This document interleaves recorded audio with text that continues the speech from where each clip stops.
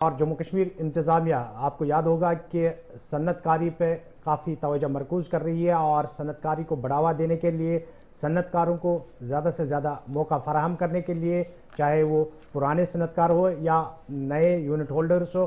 ان کے مشکلات کا ازالہ کرنے کے لیے جموں کشمیر انتظامیہ کی جانب سے بدستور کوششیں جو ہے وہ جاری ہے۔ اسی بیچ اگر ہم بات کریں گے تو انتظامی کونسل کے ایک اجلاس میں کئی اہم فیصلے لیے گئے ہیں جن میں کٹھوا میں لوگیٹ میں انڈسٹریل اسٹیٹ کو بھی منظوری مل گئی ہے۔ بالکل لیفٹیننٹ گورنر کی صدارت میں جو انتظامی کونسل کا اجلاس ہوا جس میں جموں کشمیر کو لے کر بھی فیصلے کچھ اہم کیے گئے، لیکن دوسری طرف اب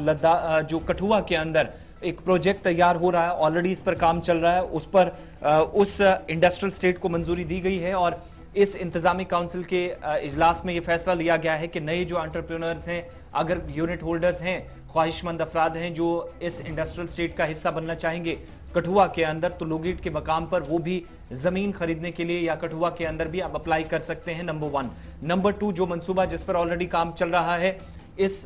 منصوبے کے لیے سرکار کی طرف سے 3 سال کی مدت رکھی گئی ہے۔ 3 سالوں کے اندر اس پروجیکٹ کو مکمل کیا جائے گا اور کل جو اس پر لاگت آنی ہے سرکار جو خرچ کرے گی وہ 63.30 کروڑ روپے اس بار جموں کشمیر سیکوپ اور سرکار کی جو یا نیشنل اور انٹرنیشنل گائیڈ لائنز ہے اس کے حساب سے اس انڈسٹریل اسٹیٹ پالیسی کے تحت انڈسٹریل اسٹیٹ کو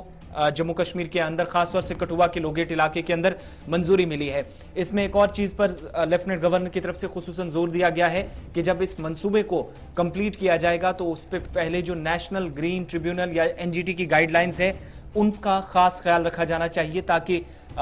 آب و ہوا کی اس تبدیلی کے بیچ ماحولیات کو آلودہ ہونے سے ہم بچا سکیں اور بے تحاشا یہاں پر مین اور مشینری کا استعمال ہونا ہے، بڑے پیمانے پر یہاں پر توڑ پھوڑ بھی کی جائے گی، یعنی اس پروجیکٹ کے لیے زمین کو بہت سارے حصوں کے اندر تقسیم بھی کیا جائے گا تو وہاں پر کسی طرح کی ایسے ماحولیاتی آلودگی سے بچا جائے، اس کے لیے خصوصاً زور دیا گیا ہے۔ اور ساتھ ہی لیفٹیننٹ گورنر کی طرف سے یہ بھی کہا گیا ہے کہ نئی انڈسٹریل اسٹیٹ سے جہاں پر UTs بارڈر انڈسٹریل پالیسی کے تحت اس کو بنایا جائے گا جس میں جموں کشمیر کے اندر مختلف سیکٹرز ہیں جن میں زراعت ہے، فوڈ پروسیسنگ ہے، سیاحت ہے، ہینڈی کرافٹ ہے، ہینڈ لوم ہے، ہیلتھ ہے، ان کے ساتھ ساتھ دیگر اہم شعبوں کی ترقی کے لیے ان کے فروغ کے لیے یہ فیصلہ بے حد ضروری تھا جس کو اب سرکار کی طرف سے منظوری انتظامی کونسل کے اجلاس میں دے دی گئی ہے۔ اور ایز آف ڈوئنگ بزنس کا بھی ایک سلسلہ جو لیفٹیننٹ گورنر انتظامیہ نے شروع کیا تھا اس کے تحت یہ اگلے مرحلے میں اب کام داخل ہو چکا ہے۔